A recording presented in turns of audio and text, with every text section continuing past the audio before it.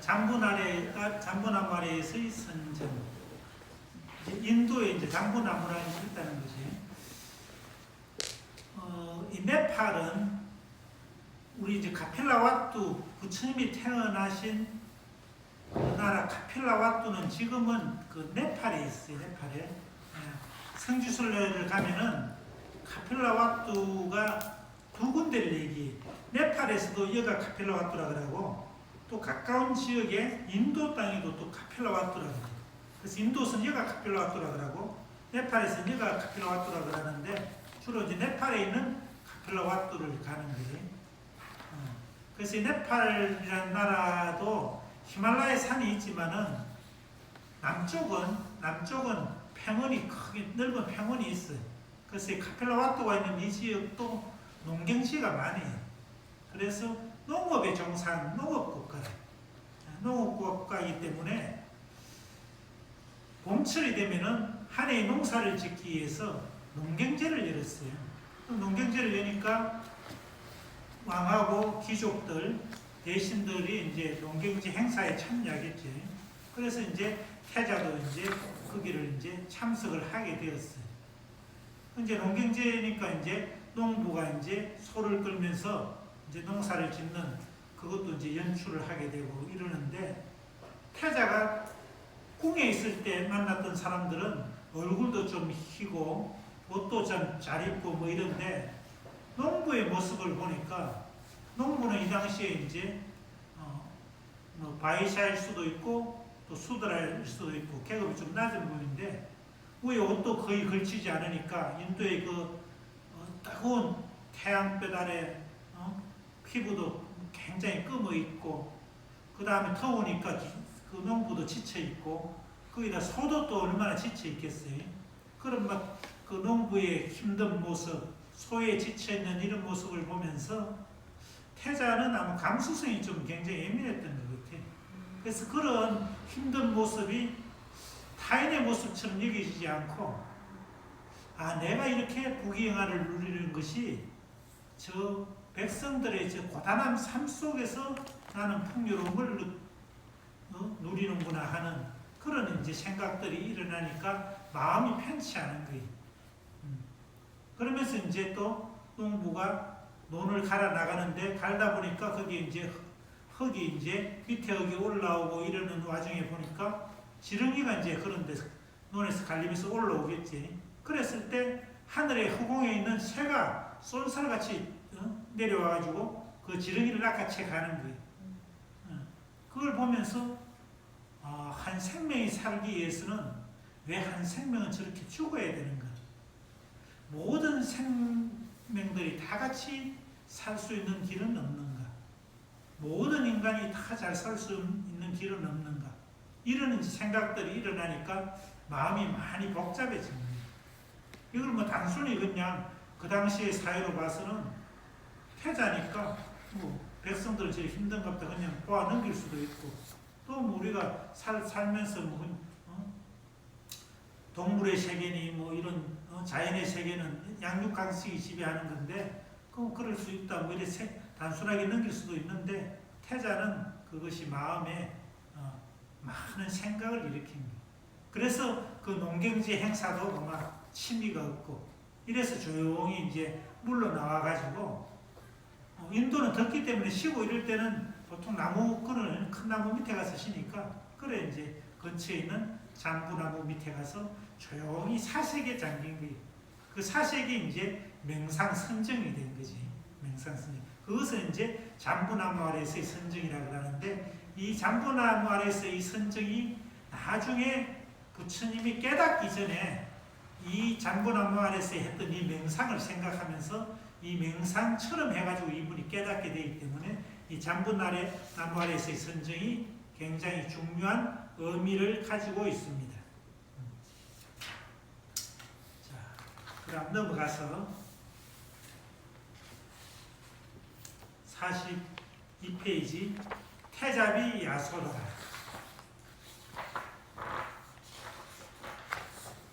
우리 앞에 시간에 그 디팡카라 부처님이 출연하셨을 때 그때 그 디팡카라 부처님께 공양을 올리기 위해서 수메다라는 선인이 꽃냥을 올리려고 할 때 꽃을 7송이 가지고 있었던 고삐라는 여인이 있었지. 그 고삐라는 여인이 수메다 스님에게 꽃 5송이를 팔면서 다음 생에 나와 결혼을 해주면 팔겠다. 그 결혼 약조를 전생에 했다는 내용이 있었습니다. 그 전생의 고삐 여인이 이 시대에 다시 이웃 나라인 꼴리아족 거기에 태어나서 야소다라로 태어난 거예요. 그래서 이 야소다라하고 시타르타하고 결혼을 한 거지. 사카족의 시타르타, 꼴리아족의 야소다라가 결혼해서 야소다라가 태자비가 된 거예요. 그래서 이 부처님 시타르타는 성장해서 이렇게 이제 결혼을 하셨습니다. 결혼을 하셨다. 그렇게 해서 이제 넘어가겠습니다. 48페이지. 화로운 궁중생활과 성문 밖의 고통.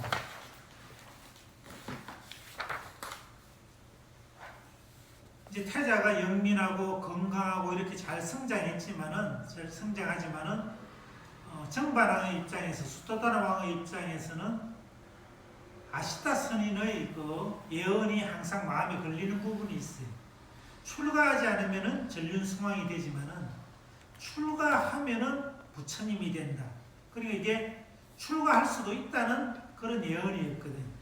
그래서 이 아버지인 수토다나 입장에서는 아들이 출가하지 않도록 부족함이 없도록 궁중생활을 할 수 있도록 잘 그 태자를 위해서 교육도 시켰지만은 여러 뒷받침을 해준 거지. 그래서 봄, 가을에 머물 수 있는 궁전을 새로 짓고, 그 다음 여름에 머물 수 있는 궁전, 겨울에 머물 수 있는 궁전, 이렇게 궁전을 3개를 지어서 때마다 기후에 맞게 거기서 궁전에서 생활할 수 있도록 그렇게 해서 불편함이 없이 이 시대에 태자가 성장을 했죠. 상대적으로 볼 때 그 당시에 우리가 생각해 보면은 지금 이런 시기에 쪼매난 고령 같은데, 고령 군 정도의 저런 데서도 제일 부유한 집 같으면은 생활이 좀 많이 편하겠지, 그지?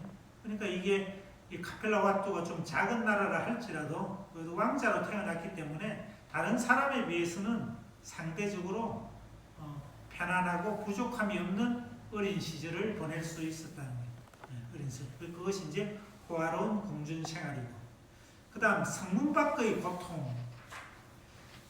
옛날에는 이 마을을 성이 둘러싸고 있어요.